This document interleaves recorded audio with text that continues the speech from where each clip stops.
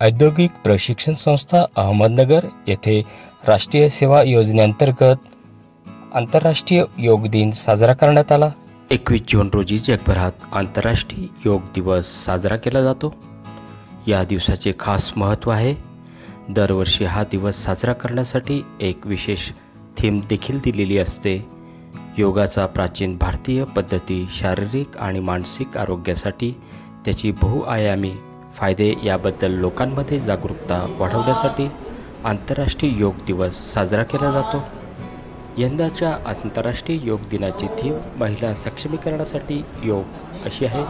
यामध्ये महिलांचे शारीरिक आणि मानसिक आरोग्य कशा प्रकारे संतुलित राखले जाईल या विषयाच्या माहितीवर भर दिला जाईल। प्राचीन परंपरेने दिलेली एक अमूल्य देणगी आहे।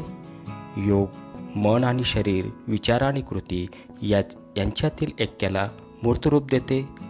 योग हा आरोग्यासाठी आणि आपल्या कल्याणासाठी एक सर्वांगीण मौल्यवान दृष्टिकोन आहे। योग म्हणजे फक्त व्यायाम नाही, तर स्वतःशी, जगाशी आणि निसर्गाशी एकत्वाची भावना शोधण्याचे हा एक मार्ग आहे।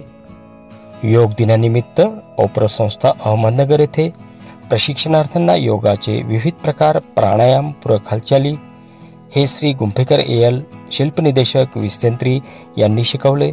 तसेच हास्याचे विविध प्रकार गटनिदेशक श्री श्रीपाद कुलकर्णी तसेच हिरामण झोटिंग प्रमुख लिपिक यांनी शिकवले। तसेच इतर व्यायामाचे प्रकार श्री वाघ एस गटनिदेशक तथा NSS कार्यक्रमाधिकारी व श्री गावंडे एसे यांनी केले। तसेच NSS मार्फत विद्यार्थ्यांना अल्पोपहार देण्यात आला। शेवटी संस्थेचे माननीय प्राचार्य श्री जहागीरदार साहेब यांनी प्रशिक्षणार्थ्यांना योगाचे महत्त्व व व्यायामाचे मार्गदर्शन केले व पुढील निरोगी आयुष्यासाठी शुभेच्छा दिल्या।